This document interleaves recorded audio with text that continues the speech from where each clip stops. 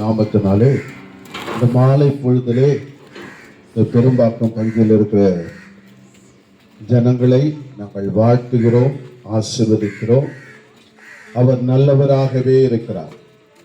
இயேசு நன்மை செய்கிறவராய் சுற்றி வருகிறார் என்று வேதம் சொல்கிறது. உங்க வாழ்க்கையில நன்மை செய்யும்படி வந்திருக்கிறார். இயேசு ஒருபோதும் அவர் தீமை செய்வதல்ல, தீமைக்கு பதில் நன்மை செய்கிறவர். இந்த வேதம் சொல்லுவது, வருத்தப்பட்டு பாரம் சுமக்கிறே எல்லோரும் என்னடியில் பாருங்கள், நான் உங்களுக்கு இளைப்பாறுதல் தருவேன் என்று. எந்த விதத்திலே நீங்கள் பாரத்தோடு வேதனையோடு கண்ணீரோடு இருக்கிறீர்களோ அந்த பாரத்தை எல்லாம் இறக்கி வைக்கிற ஒரு இடம் உண்டு, அவர்தான் இயேசு. இன்னைக்கு உங்க சிறையிருப்பு மாறும், உங்க போராட்டம் மாறும், உங்க கவலை மாறும், உங்கள் துக்கம் மாறும். ஏனென்றால் என்னுடைய பரிசுத்த வேதாகமம் சொல்லுகிறது, உன் துக்க நாட்கள் முடிந்தது என்று வேதம் சொல்லுகிறது. ஒருவேளை துக்கத்தோடு இருக்கலாம், இந்த காரியம் எப்படி நடக்கும் என்று நினைக்கலாம். இந்த காரியத்துல எனக்கு தோல்வியா இருக்குது, கஷ்டமா இருக்குது, இந்த கடன் பிரச்சனை இருக்குது, திருமணம் ஆகல, இந்த வியாதி இருக்குது, இந்த சிறையிருப்பு இருக்குது, இந்த போராட்டம் இருக்குது என்று சொல்லி நீங்கள் கலங்கி கொண்டு இருக்கலாம். என்னுடைய பரிசுத்த வேதம் சொல்லுது, உன் துக்க நாட்கள் முடிந்தது. நீ எப்படிப்பட்ட நிலையில முடியாது என்று நினைக்கலாம். ஒருவேளை உன் பணத்தால் முடியாது, உன் அறிவால் முடியாது, உன் யோசனையால் முடியாது, உன் பேச்சு திறமையினால் முடியாது. என் வேதம் சொல்லுது, அவர் சொல் ஆகும், அது கட்டளையிட அப்படியே நிற்குமா, அப்படியே நிற்குமா. என் ஆண்டவர் சொன்ன போதும், அவ்வளவுதான். உன் வாழ்க்கை எல்லாம் மாறும், உன் வாழ்க்கை ஆசீர்வாதத்தை கொண்டு வரும். ஏனென்றால் என்னுடைய பரிசுத்த வேதம் சொல்லுகிறது, இயேசுவால் கூடாத காரியம் ஒன்றுமே இல்லை, மனுஷனால் கூடாது, என் தேவனாய் கர்த்தராகி இயேசு கிறிஸ்துவால் எல்லாம் கூடும். இந்த மாலைவேளை உன் துக்கம், வேதனை, உன் கவலை, உன் பிரச்சனை, வியாதி, உன் வாழ்க்கையில இருக்கிற நஷ்டங்கள், வியாபாரத்துல நஷ்டங்கள், தொழில இருக்கிற நஷ்டங்கள், குடும்பத்துல இருக்கிற பிரச்சனை எல்லாம் மாறும்.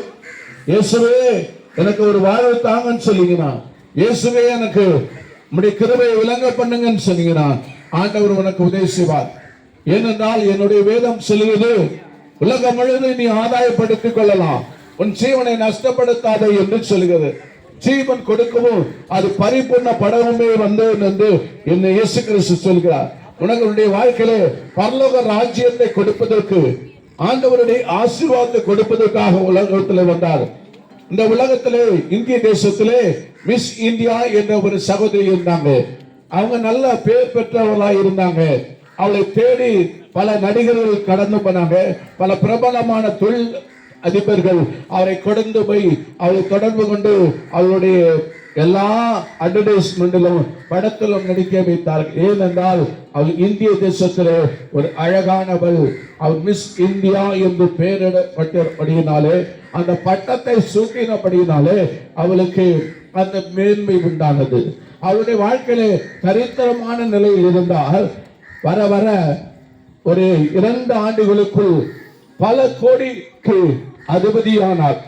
அவருக்கு இரவு பகல் தூக்கம் இல்லாத அளவுக்கு அவருக்கு பலவிதமான ப்ராஜெக்ட் இருந்து கொண்டே இருந்தது, வேலை இருந்து கொண்டே இருந்தது.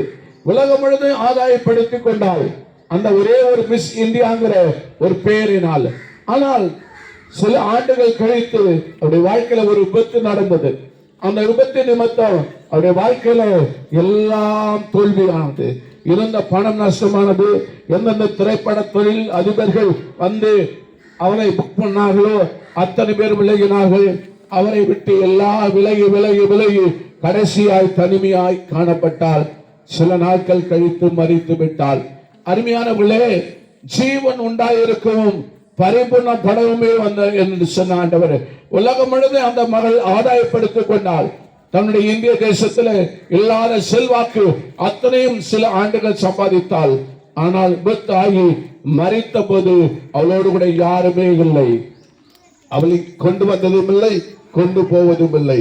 அருமையானவளே, இந்த மாலை வெள்ள இந்த சத்தத்தை கேட்கிற நீ யாராக இருந்தால் சரி,